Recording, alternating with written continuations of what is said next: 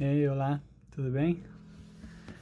É, aqui estamos com mais um Leitores em Busca de Leituras. E eu gostaria de conversar com vocês um pouquinho sobre o último livro que eu li, de poesia contemporânea. O livro é do Alberto Bresciani, e se chama Fundamentos de Ventilação e Apneia. Então, desde o título aqui a gente vê, não, a questão de fundamentos científicos, fundamentos mecânicos, de ventilação e apneia.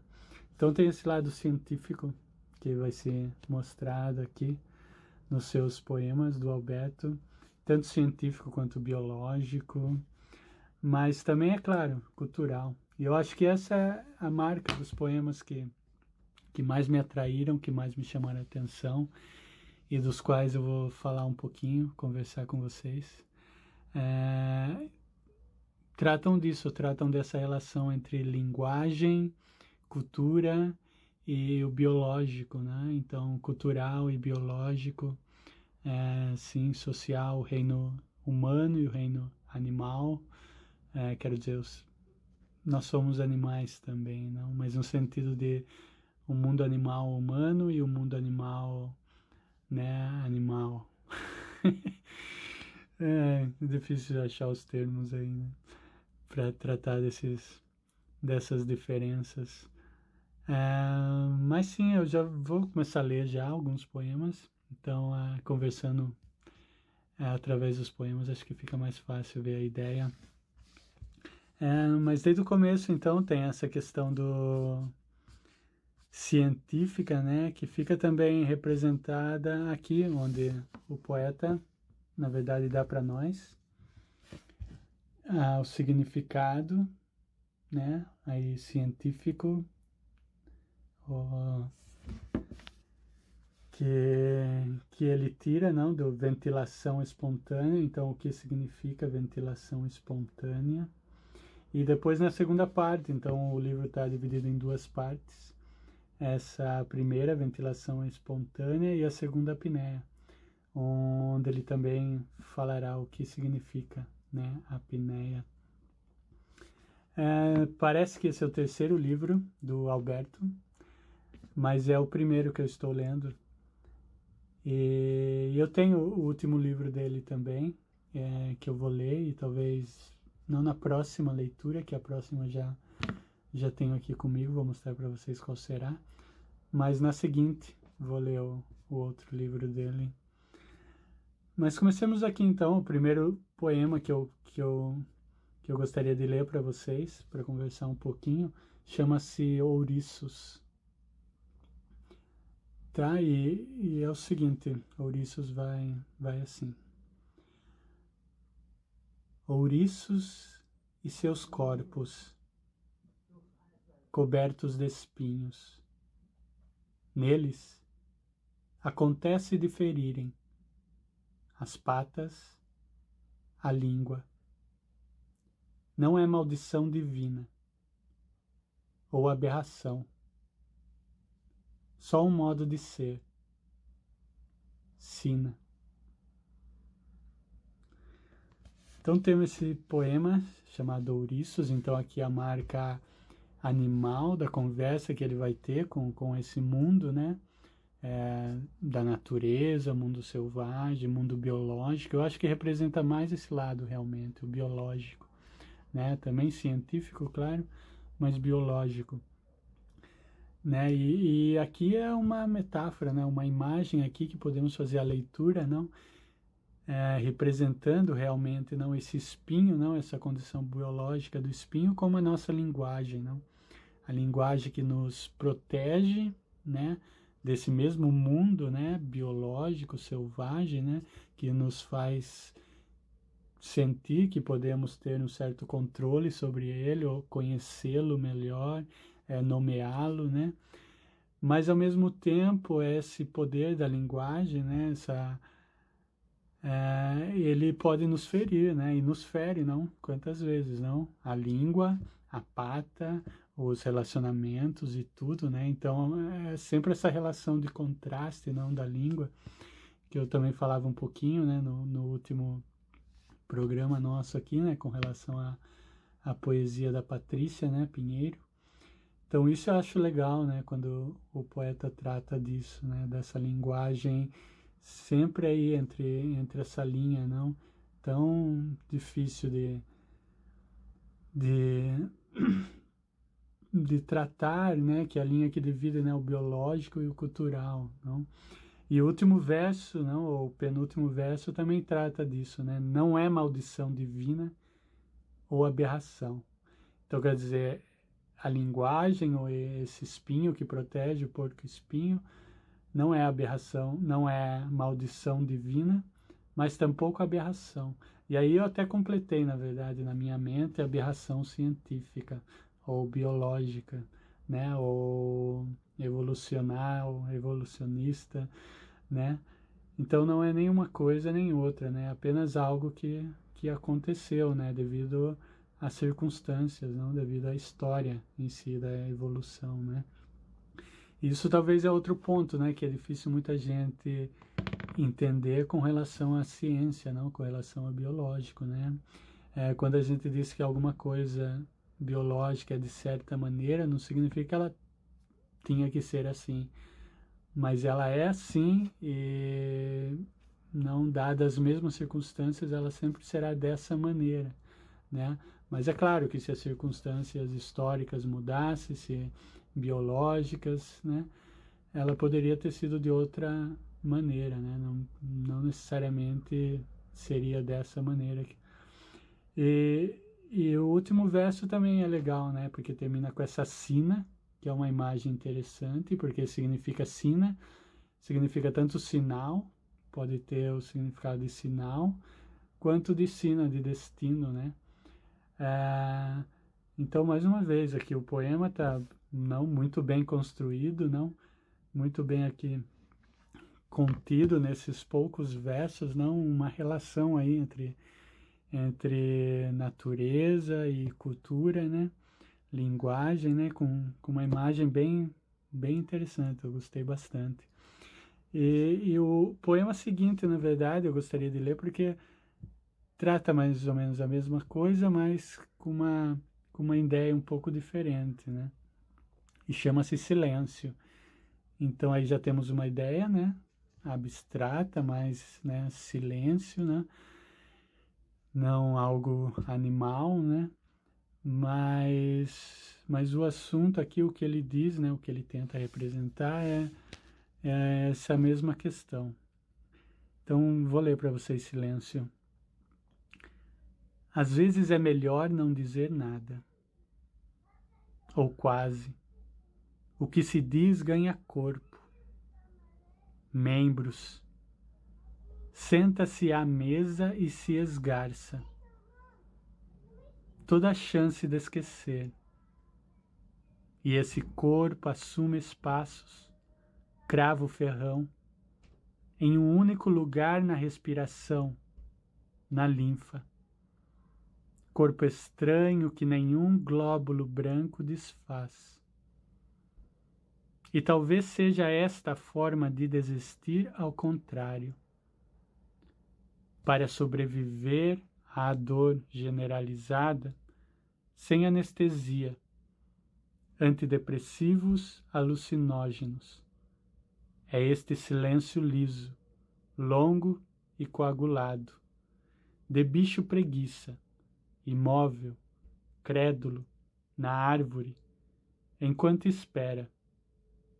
E não sabe, não vai saber, do sobrevoo da Árpia.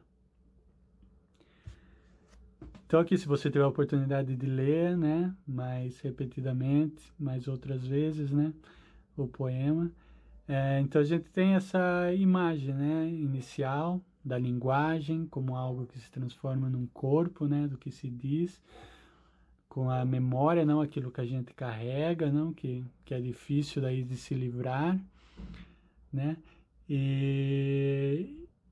E talvez aí o silêncio, né, como algo que poderia, né, ou, ou a preguiça, né, como um bicho preguiça, o silêncio como um bicho preguiça, né, essa imagem, né, imóvel, né, crédulo na árvore enquanto espera, né, e não sabe, não vai saber do sobrevoo da árpia.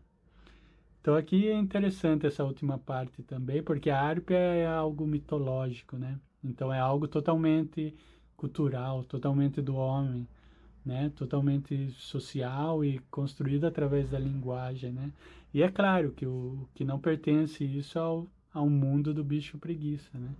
O bicho preguiça não tem esse estresse ou essa ansiedade pelos mitos, né?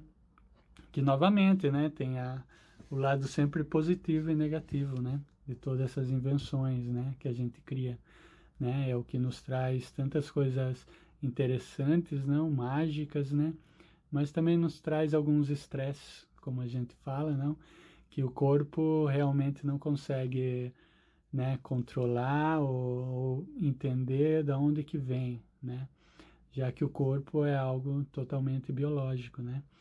Então aqui um poema muito interessante, né, que tem aqui as questões, né, antidepressivos, inclusive encontramos aqui, né, alucinógenos. Então, os poemas que me chamaram a atenção nesse livro tratam disso, né? Vai ter sempre esse confronto, não? Essa coisa elástica entre a gente deve ir mais pelo biológico, pelo cultural, qual é qual, não? E é uma questão que sempre teve aí, não? Mas cada vez mais ganha mais força, até porque agora a gente tem essa outra questão que está chegando, que é a questão tecnológica e dos robôs, né, da inteligência artificial, que é esse praticamente terceiro mundo, né, entre não, o nosso cultural, o biológico e esse outro mundo do AI, da inteligência artificial, né, e como que a gente verá esse mundo, né? Dependerá, não dependerá da nossa cultura, não dependerá da nossa ideia, não de mundo em si. Mas vamos aqui partir para outros poemas, né, para a gente não se perder muito, né? Começa a falar, não é fácil, né? É fácil a gente se perder nas nossas ideias, né? Mas vou ler esse poema Instinto, que então tá aqui, né? Essa coisa do instinto, né? Do biológico que está sempre presente no cultural. E é outro poema que em termos de estrutura, que em termos de lírica, de jogos, de palavras, de imagens, eu gostei bastante. Então eu vou ler para vocês, né? Então veja como a gente foi de animal, né? O primeiro poema, né? Ouriço, né? Para algo mais abstrato, não? O silêncio. E agora o instinto, não? Que também é biológico, né? Mas ao mesmo tempo é mais conectado com a coisa do sentimento, não? Que é a coisa das percepções, né? Mas vamos ao poema. Sim. Então, eu vou parar aqui porque esse sim, até eu não falei tem uma citação no começo do livro que também mostra que todos os poemas aqui tem também uma questão aí nietzschiana, né, que a gente vai poder ver em outro poema, né, com essa questão do sim, do yes, né, da circularidade das coisas, da repetição, né, da aceitação em si, né, da realidade na qual a gente se encontra. E não é diferente aqui, né? Então, instinto. Sim, tudo insiste e continua. As coisas são as mesmas, as palavras iguais, porque o mundo dos homens não sabe a metamorfose, mesmo que, por dentro, tudo ressoe, o eco vá e volte, pela cicatriz aberta na boca. Sempre estão atrás de nós. O animal invisível está por emboscar, a pausa de terror, o ritual de ácido, estirando os músculos, alimentando essa coisa que sobrevoa e se eclipsa e volta, membro amputado. Os panos negros sob o corpo. Os panos negros sobre o corpo. Folhas secas sobre os cabelos. E ainda assim nos arrastamos à luz. Com medo. Com medo. Mais 2 metros e as tartarugas se salvarão. O mar bem ao lado. Espero que vocês tenham podido perceber, né? Mas a gente vê, né? Desde os primeiros versos, né? A questão aqui então que, né? O sim, o insiste e continua, né? E o mundo dos homens que não percebe, não essa metamorfose, né? Que é realmente difícil, né? A questão da evolução, porque a evolução em si pode ser considerada uma metamorfose, não? E a coisa da boca, né? Então tudo ressoe, não? Mesmo que por dentro tudo ressoe. O eco vá e volte pela cicatriz aberta na boca. Então aqui a linguagem, né? As nossas expressões, né? A coisa do nomear, né? As invenções, né? Tudo coisas que vão e voltam, não, por essa cicatriz aberta na boca, né?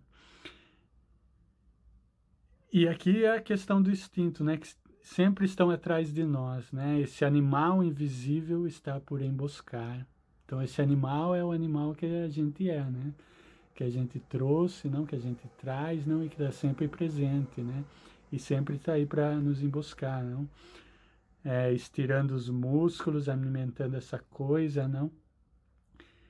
E a questão do membro aqui a gente tem também. A gente teve no outro poema, tem nesse e vai ter num outro poema que eu escolhi para ler para vocês. Então essa questão do membro está bem forte aqui. E é interessante, porque o membro ele pode servir como algo corporal do indivíduo, né? O membro, o braço, né?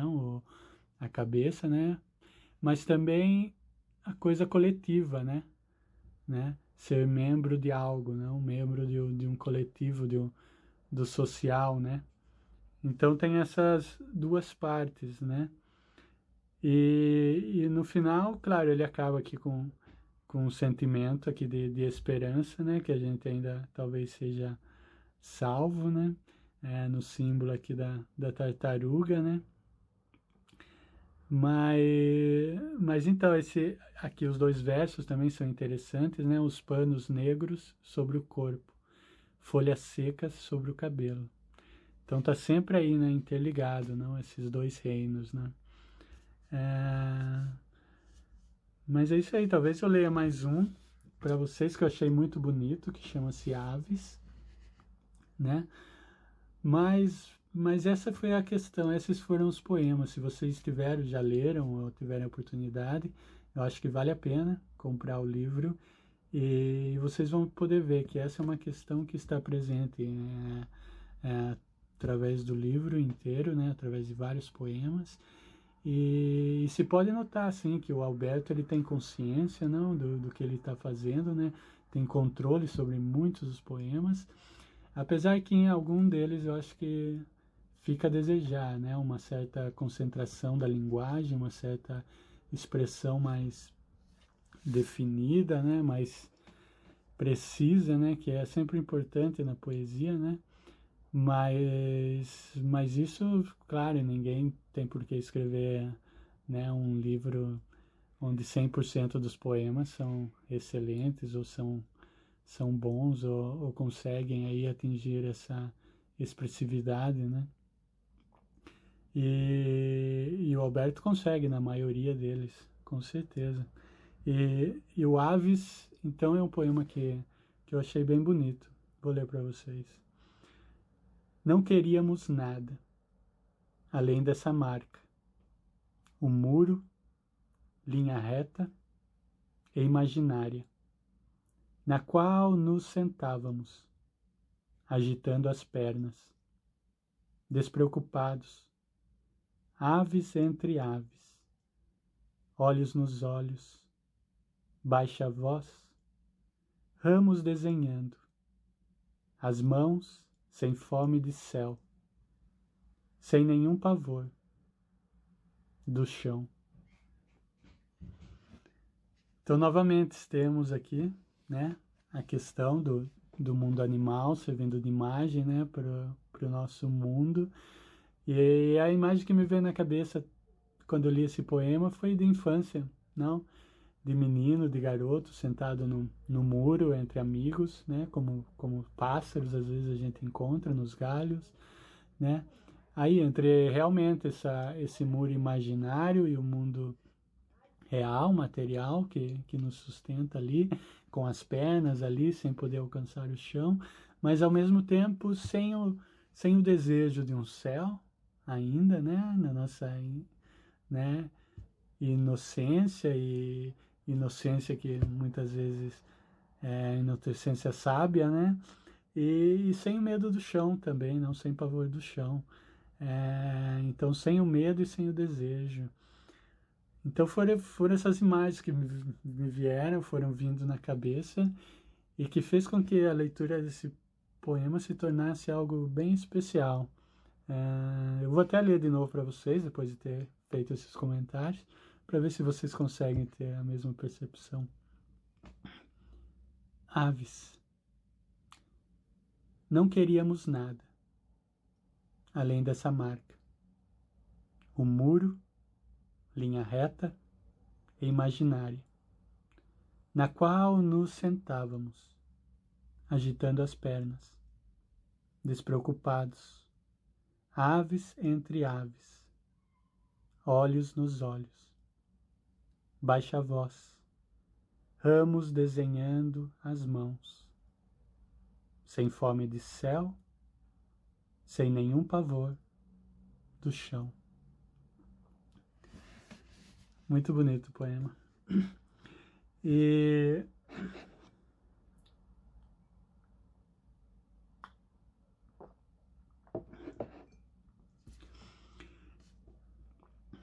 eu gostaria, na verdade, de terminar, né, depois de tudo que eu falei, com um poema, na verdade, que é citado no prefácio pelo André Caramuru, né? Eu espero que seja assim, André Caramuru, eu vou ter que buscar aqui. Eu acho que eu marquei aqui. O André Caramuru. Que também é nosso amigo no Facebook. Eu já li um livro dele, também bem interessante, talvez eu comente aqui algum dia. Mas nesse prefácio ele fala desse poema, ele cita esse poema como exemplo, né, do seu pensamento, que é o poema Remake. E porque ele tenta passar, né, a ideia de que o poema em si, né, a gente pode separá-lo, né, do que ele tenta dizer ou do que ele tenta expressar. Até ele usa a linguagem de a arte em si, né, como separando ali o que o poema tenta dizer. Mas para mim é uma separação que fica difícil de ser talvez teorizada ou de ser pensada, né? Porque eu entendo o poema como um todo e não consigo entender como assim a linguagem que o poema expressa, né, pode ser separado de sua estrutura, por assim dizer, ou de sua lírica, ou do que talvez ele considere mais arte, né? Porque as duas coisas andam junto, né? E eu acho que esse poema que ele usou no prefácio, né, serve como exemplo, né? Porque tem uma parte central desse poema que eu acho que não diz, não expressa o que tenta, não. Enquanto a primeira parte e a última parte, não, que são as partes que ele cita, na verdade, no prefácio, né? Então ele cita a primeira e a última parte e deixa a parte central com os 3 pontinhos. E eu achei interessante quando eu reli o poema, né? Que eu vi que é um desses poemas no livro que eu acho que poderia ter tido um outro resultado, não? Mas eu vou ler para vocês e é claro, aqui novamente é a minha opinião, né? Vocês podem ter uma concepção totalmente diferente, sentir um outro poema, né? Lerem um outro poema. Mas na minha visão, sim, né? As coisas andam juntas, né? A arte em si, né? Eu tenho aquela frase, não, que se diz, né? O meio, a mensagem é o meio, né? E o meio aqui é um total, não? É um total de lírica, de linguagem, de estrutura, de verso a verso, né? Não tem como, no meu ponto de vista, separar essas questões. Mas ele também mas ele diz, claro, no prefácio que o que se diz o poema, o que ele expressa, né, o que ele diz é fundamental. Mas aí eu me pergunto se é fundamental, como que pode não ser fundamental, né? Então é fundamental para a arte, não para a arte em si, né? E do que o poema expressa. Mas vamos aqui ao poema, então, chama-se Remake, né? Então essa primeira parte está não intocável, é muito boa. As coisas acontecem e se repetem, com insistência e violência circular. Não há comemoração para membros, cerrados e para os ossos reunidos a fios, de medula e horror ao fim de cada dia. Então vocês veem como de verso a verso a gente vai tendo uma certa consistência de imagens, né? E as palavras sendo ambíguas, mas ao mesmo tempo claras, não como membros aqui, né? Não há comemoração para membros, né? E aqui o membros tem esses significados que eu falei, né? Pode ser tanto membros de um grupo tal, quanto particular, né? Membros de um corpo, né?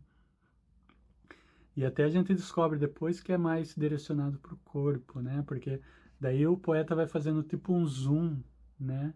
Que a gente pode fazer com uma lente, né? Indo aí cerrados, não há comemoração para membros cerrados e para os ossos reunidos a fios, de medula e horror ao fim de cada dia. Então, imagens aí bem precisas, né? Mas já que quando a gente chega nessa parte central, desculpa, a gente tem esse verso, né? Tudo é repetição. Então aqui o poeta está repetindo o que ele já tinha dito. Se ele quis fazer aqui um jogo, né? De repetir quando ele está falando que tudo é repetição, pode ser, mas eu acho que não conecta com a primeira parte do poema, né? Tudo é repetição. Todas as tramas brilham iridescentes e entrelaçadas sobre a cidade, flores, remédios e hemorragias, esperando que alguém toque a teia e nos leve o roteiro, sem direito de escolha, cheios de esperança e medo, de roleta russa e até da relva.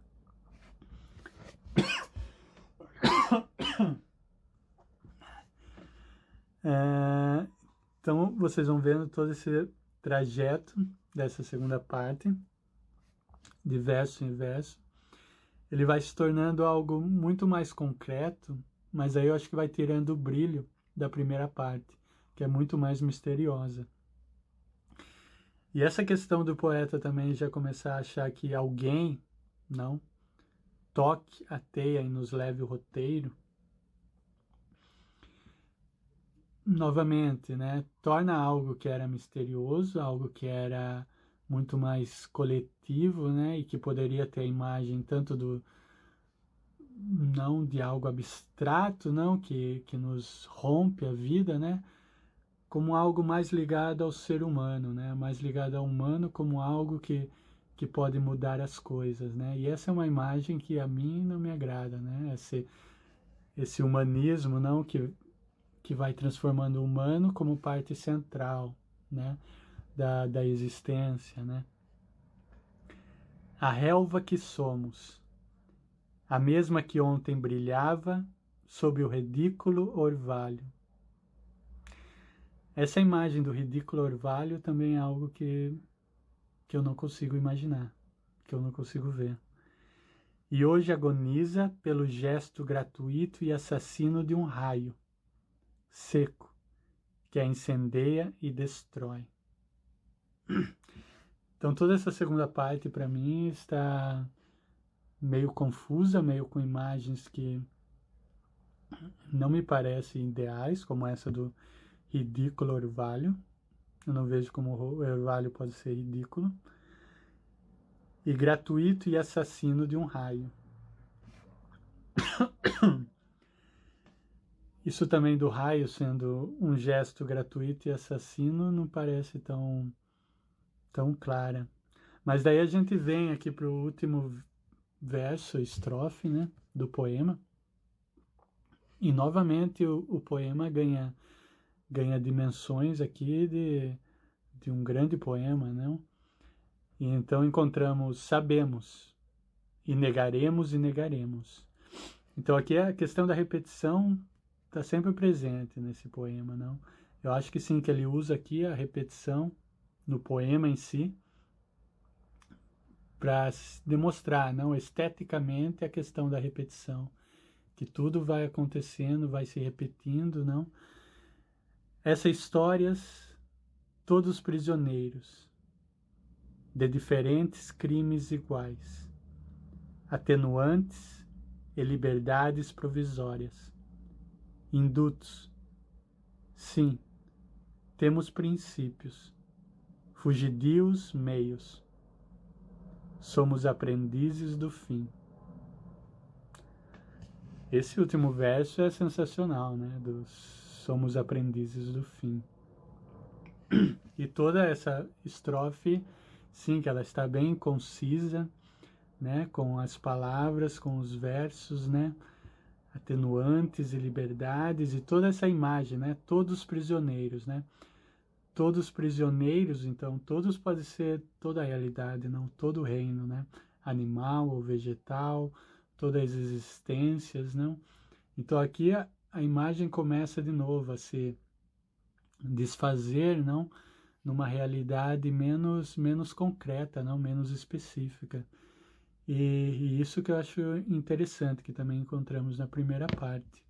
Se o poema está desenhado para realmente passar essa sensação, né, ele consegue, não? Essa sensação de a primeira parte ser algo mais misterioso, né, mais coletivo, né, mais generalizado, né, uma imagem, né, e na segunda cair para algo mais específico, né, onde a coisa humana ganha uma especificidade, não?